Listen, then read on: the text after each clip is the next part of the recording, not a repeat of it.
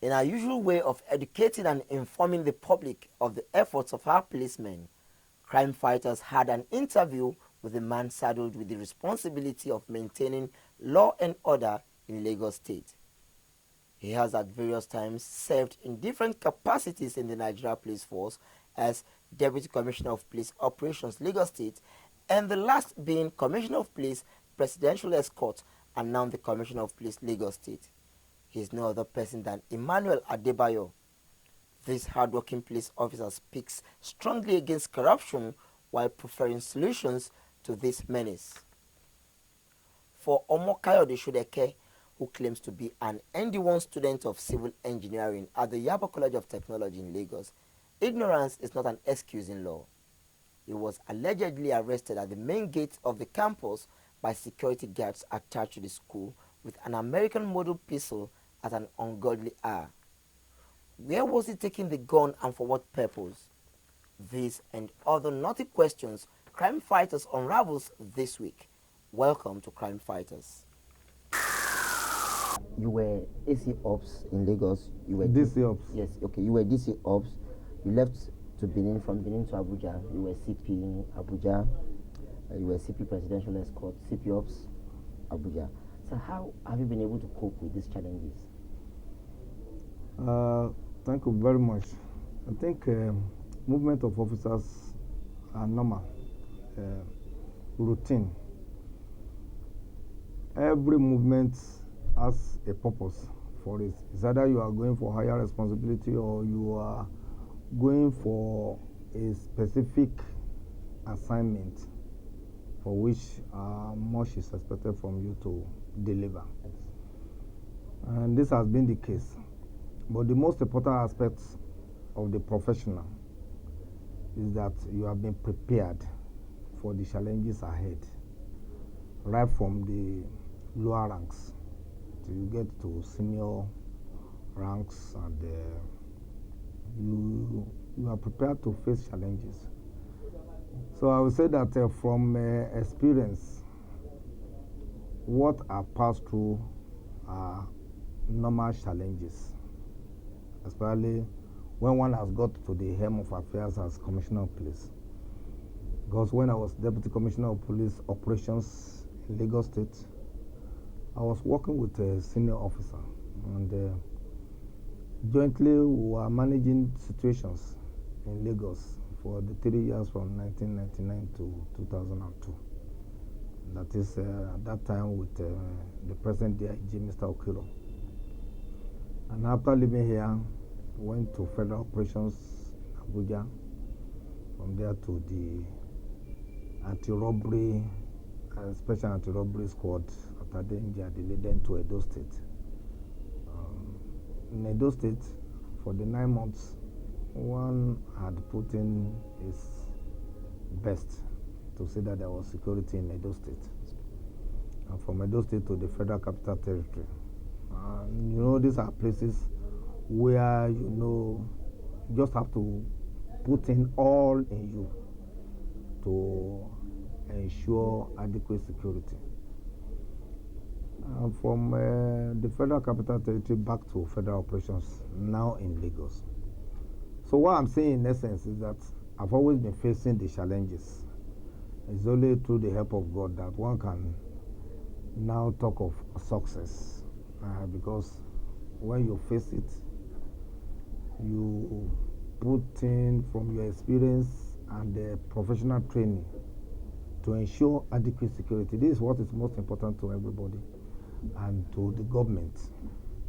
And I cannot assess myself, but I can say that I did what I could as a police officer within the ambit of my capability, and then with the equipments, logistics at my disposal. I'll say, well, I did what I could. And this has been the situation.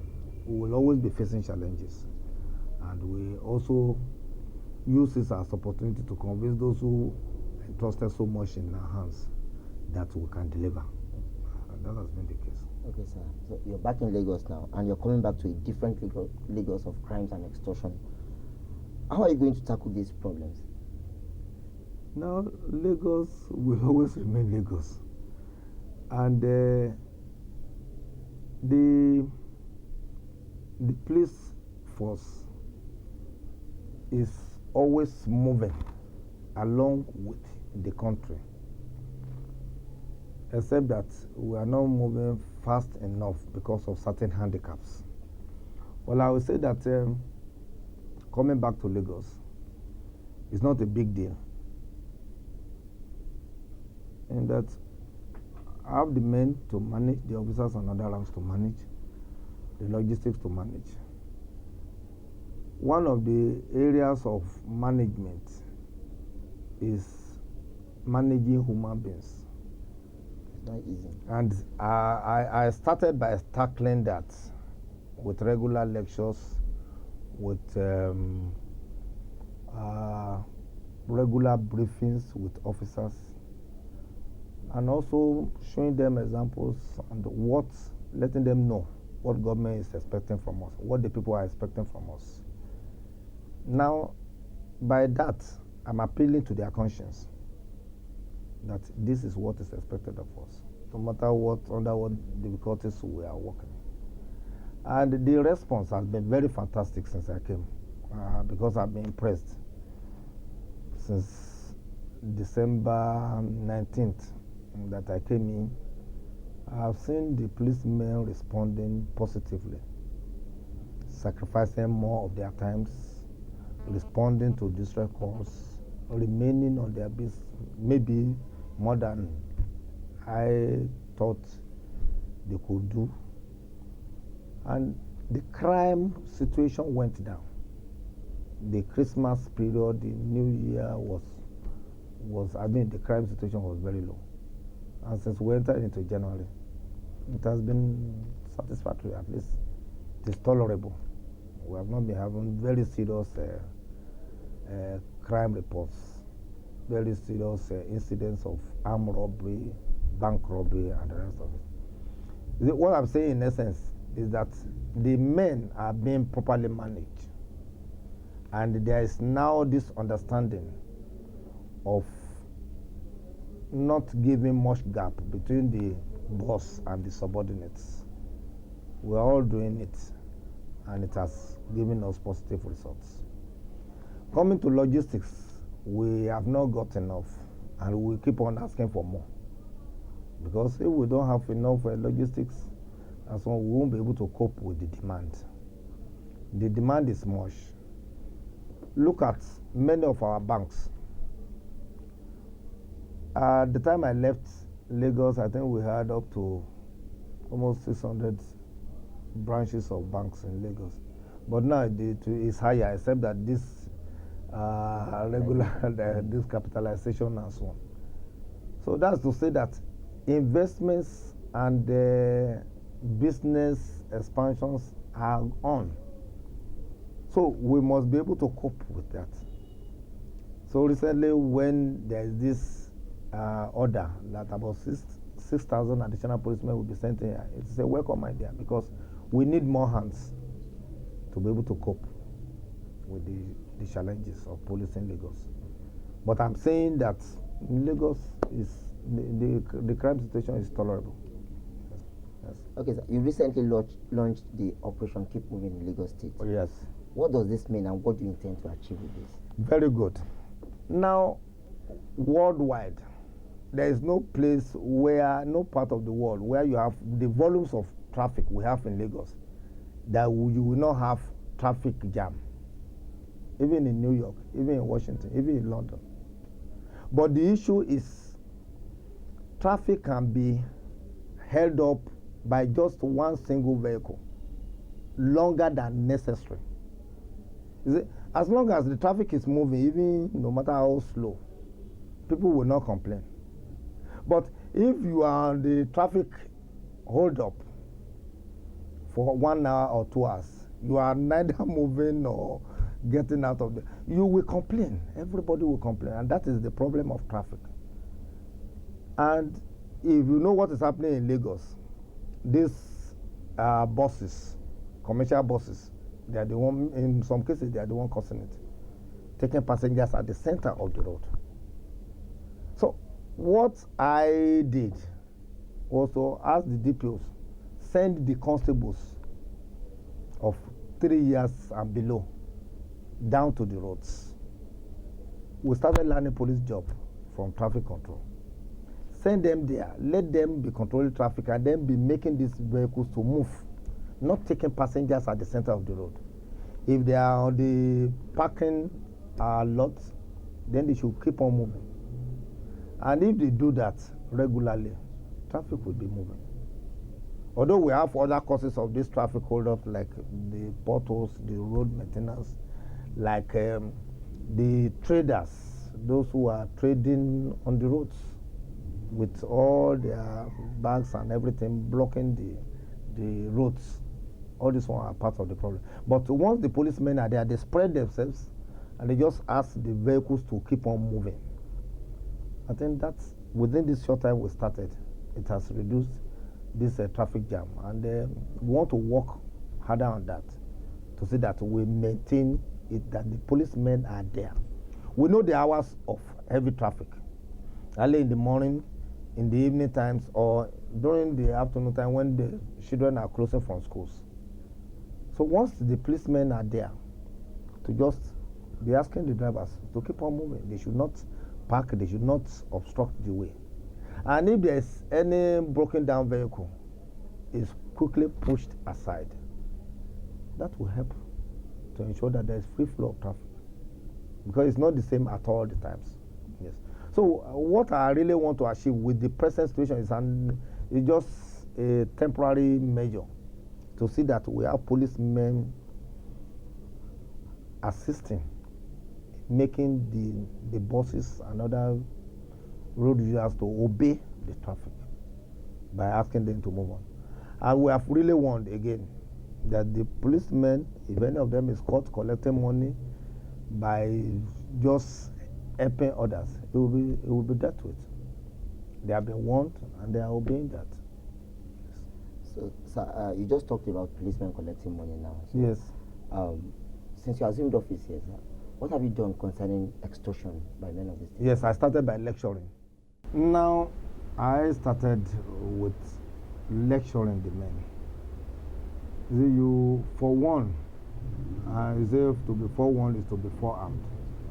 That is, and I also made them to understand that there's repercussion for doing what is wrong. So that's where I started. That, look, what is 20 naira? And I even explained that it shows the level of value for someone to think 20 naira is what will make him to survive. It's not 20 naira that we need to be effective. What we need is good remuneration,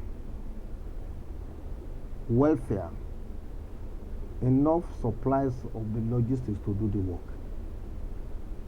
If I have 20,000 naira in my pocket, if somebody offers me 20 naira, then I should be able to tell him it's insulting. So that's an area that has to be looked into as far as welfare is concerned. If that one is properly taken care of. And so after I haven't started with the issue of lectures, I also started the issue of arresting the men. I sent my escort, my monitoring unit, my CID to go around. You see, there are some, let me call them the incorrigible ones, who will be so bold to still do it, even when they know that it is wrong. But majority will not take the risk. So, what I'm saying in essence is that the acts of this extortion has reduced. If you go around, you will observe that. So, if there are still some few ones, all days are for thief, one day is for the owner. So anyone who is caught will be used as an example for others. Is it out of 12 following Jesus? There is one Judas. So if the Judas you see how the Judas around, is still okay as far as the control of the men is concerned. Because this is an area that we have bad image. The police image is down because of this extortion of 29. So I can assure you that I'm not going to relent in my effort to see that at least majority of the policemen, they obey the Inspector General of Police instructions, directives that 20 naira is against the norm of the society for any of us to carry gun and then we are collecting 20 naira or whatever form of extortion. So you just talked about the federal government deploying 6,000 policemen to Lagos State. Yes, which we were still expecting. Yes, exactly. Are there enough arms and ammunition to bring on these people? Or they're just bringing them here for armed robbers to kill them? No, already government is also thinking about all this, of how to further equip the police. There is no way they can bring 6,000 policemen without necessary logistics to back it up. Yes, that one is also being considered. Okay, even improvement on our communications, all those ones are being considered. Is it what I want us to understand is that the governments, federal, states, local, they are thinking much about our economy, and our economy needs investment, and for investment to be on in this nation, there must be security. So the government has now decided to go from that angle and say, okay, let's do something about this security. And that's what the government is doing. Let's do something about security. And as long as we have the manpower, our strength was formerly 120,000. Now we have over 300,000. Then outside that, for the states, here you have up to 17,000 policemen for the population of about 15 million. Now, when you consider all those, you now consider the number of divisions. Presently, we have about 83 divisions. We're going to increase the number of divisions.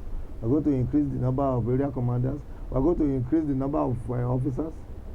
So this will be backed up with number of vehicles, maintenance of the vehicles, fueling of the vehicles, our communication equipments.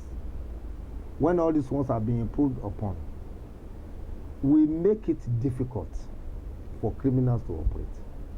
You see, crime commission is a matter of opportunity. If the opportunity is not given to you to operate, you cannot. And you know, if you dare it, and the police is fully equipped and is in position, police will detect. And when it is detected, then you face the music. And not many people, not many criminals have the courage to face the music, to say that he prefers being in jail to being a free man. No, not many will have that courage. So the few that have the courage, then they will be properly dealt with. So that's as far as security is concerned. Government is thinking about it. Members of the public are thinking about it. Investors are thinking about it. NGOs, everybody is thinking about it. We are all stakeholders. We want to be alive. After creation that you are living, the next thing is your security. When you are gathering wealth, you don't want to gather that wealth for others to take away. You want these things to be safe. So how do you make it? There must be security in place. That's why it must be given the first priority after life. Yes. So Nigerians and indeed Lagosians are concerned about children whose ages range between 12 and 15 being transported by child traffickers from Benin Republic to Lagos without the consent of their parents. What are you doing about this, sir? Thank you very much. I think what we need is information. There is law about young persons. Young persons, there is law. Children are young persons law. Now, child labor, trafficking, and all these ones, under the law, they are persons that need care. These children, they need care. If you see young persons being brought into Lagos in particular and some of the border states, and you have information that is without the consent of these parents, that piece of information should be passed to the police. Let the police know. Recently, some two Beninese indigenes were arrested at Isolo with about 16 children, or between the ages of 12 and 14 and 15. Now somebody gave us that information. I will trail them and we got the people arrested. That is a civic responsibility. That is what all of us should be doing, to see that we expose this type of people who are taking advantage of, either you call it the economy or poverty or looking for a job or this or that, and put children into that sort of situation. So what we are doing is that, number one, we are monitoring. We also gather information from members of the public on our own, and once they give us information, we act promptly. So once that one is done, we have just handed over those 16 or so to the social welfare angle that will take care of that. And once we are doing that, some people, one, they will be aware there is an offense, that you don't seize any opportunity to do that. And then two is that suspicious movements of children should be reported to the police. And you see that will reduce the acts by some other people who want to make some gains in that. So we are on course as far as that is concerned. What are you doing about area boys? Because 12 we have done much. We have done much. Over 800 have been arrested since we started the operation. Over 800, and they have been taken to court. Some have been fined, some have been jailed, and so on and so forth. And you see their activities has also reduced. Their activities have reduced. It is not only we. It's not only the police. Government is also doing something about them. The Tauco is there, and some other arrangement by government to say that these boys, we either find something for them to do or they will continue misbehaving. They need some sort of engagement. They say idle hands is the devil's workshop. So they need some engagement. If they are engaged, there will be less of this problem of their activities here and there. So there are so many things that can be done with the youths. In fact, youths are part of the society's problem. But certain things that could be done. So that you create some mass,